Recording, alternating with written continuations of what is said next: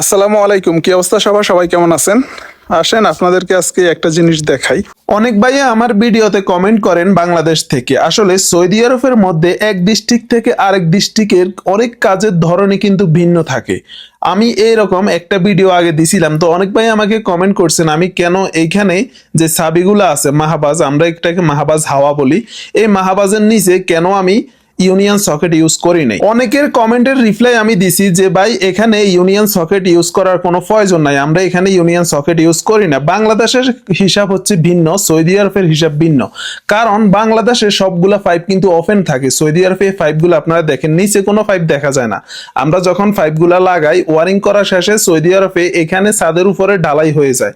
তো এখানে যেহেতু পাইপ দেখা যায় না, এখানে আপনি ইউনিয়ন সকেট দিয়ে আর কি করবেন। আজকের যে কাজটা দেখাইতেছি এই কাজটা কিন্তু আমি করি নাই। আমি এক বিল্ডিং এ আসছি তার কিবের কাজ করার জন্য, মানে ফিনিশিং কাজ করার জন্য। তো আমি ওনার ছাদে উঠছি, দেখি ওনার এই কাজগুলা কিভাবে করছে।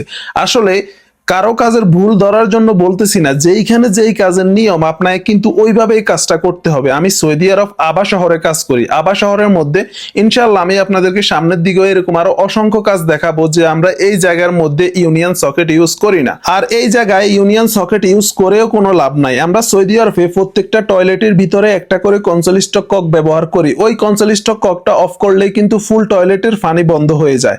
আর সবচেয়ে বড় কথা হলো যেই জায়গায় যেই নিয়মে কাজ চলে আপনাকে ওই নিয়মেই কাজ করতে হবে।